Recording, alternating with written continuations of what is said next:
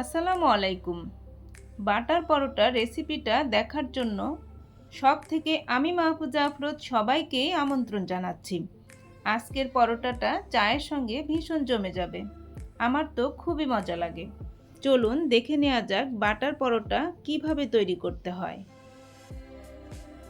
প্রথমে আমি একটা বোল নিয়ে নিচ্ছি। এখন নিয়ে নিচ্ছি ময়দা। আমি 2 কাপ ময়দা নিয়ে নিব। হাফ চা চামচ লবণ দিয়ে দিচ্ছি অথবা স্বাদ মতো। ময়দার সঙ্গে লবণটাকে এখন ভালোভাবে মিশিয়ে নিলাম। গুঁড়ো দুধ দিয়ে দিচ্ছি আমি 2 টেবিল চামচ।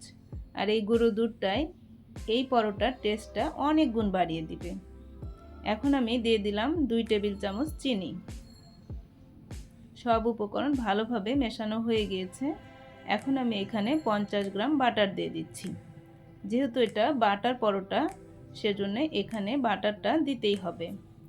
ময়দার সঙ্গে বাটারটাকে খুব ভালোভাবে মিশিয়ে নিতে হবে।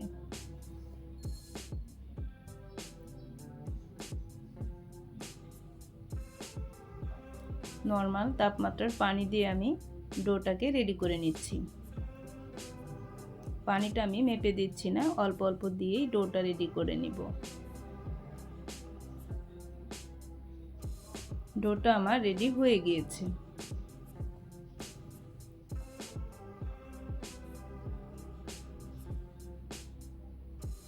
ডোটা যেন ড্রাই না হয়ে যায়, সেজন্য আমি বাটার উপরে মাখিয়ে দিচ্ছি। ঢেকে রেখে দিব 10 মিনিটের জন্য।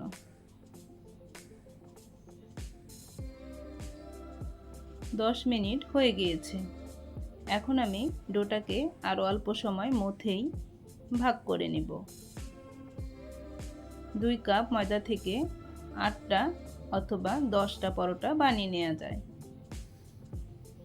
আমি আজকে 10টা ভাগ করে নেব।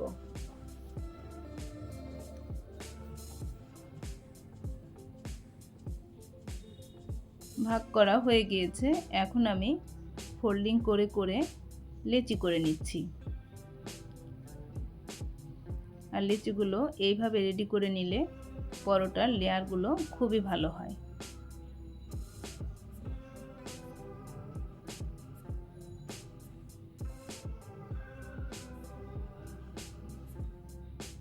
সবগুলো লেচি আমার রেডি হয়ে গিয়েছে। এখন আমি বেলে নিব।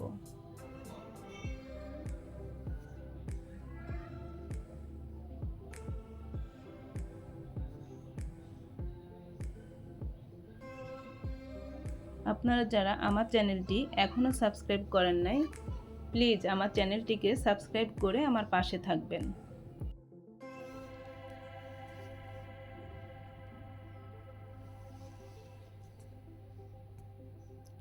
রুটিটা বেলে নেওয়া হয়ে গিয়েছে। এখন আমি এখানে 3 টেবিল চামচ গুঁড়ো দুধ আর 3 টেবিল চামচ চিনি একসঙ্গে ভালোভাবে মিশিয়ে নেব।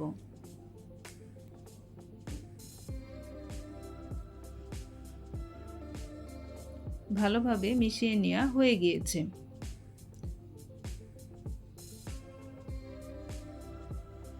এখানে আমি গলানো বাটার নিয়েছি।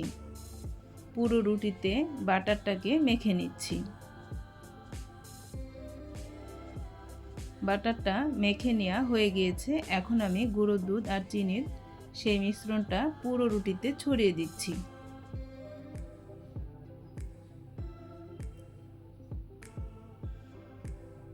ছড়িয়ে দেওয়া হয়ে গিয়েছে।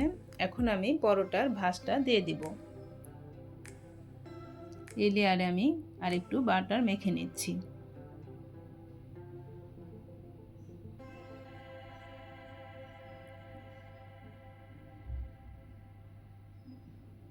ভাঁজটা দেয়া হয়ে গিয়েছে। এভাবে আমি সবগুলোকে ভাঁজ দিয়ে নিব। সবগুলো দেয়া হয়ে গিয়েছে। এখন আমি অল্প ময়দা ছিটিয়ে পরোটা বেলে নেব।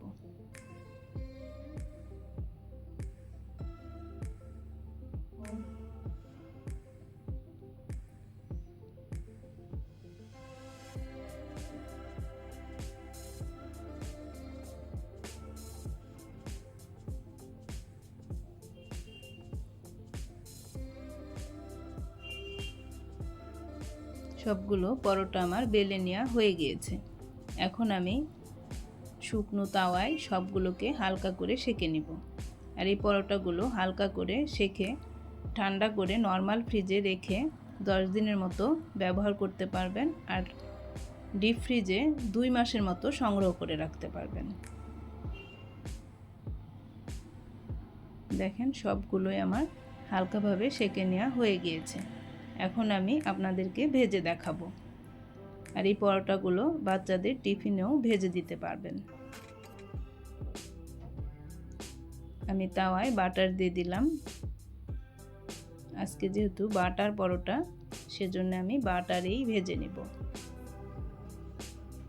আশা করি আজকের রেসিপি আপনাদের অনেক ভালো লেগেছে। আর ভালো লেগে থাকলে অবশ্যই কমেন্ট করবেন। আপনাদের কমেন্ট আমাকে অনেক উৎসাহ দেয়।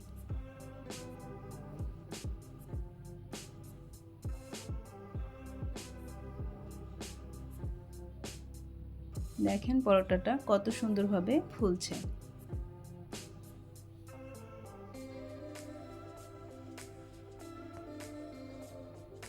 দেখতে যেমন সুন্দর হয়েছে, খেতেও ভীষণ মজা হয়েছে।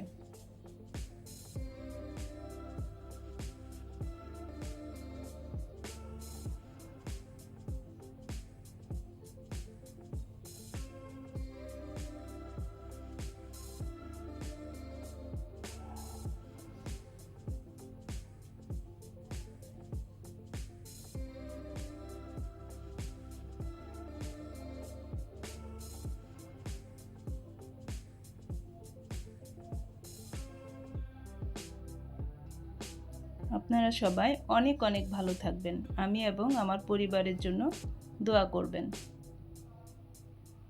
আজ এখানেই বিদায় নিচ্ছি। আবারও নতুন কোনো রেসিপি নিয়ে আপনাদের মাঝে হাজির হয়ে যাব ইনশাআল্লাহ। আল্লাহ হাফেজ।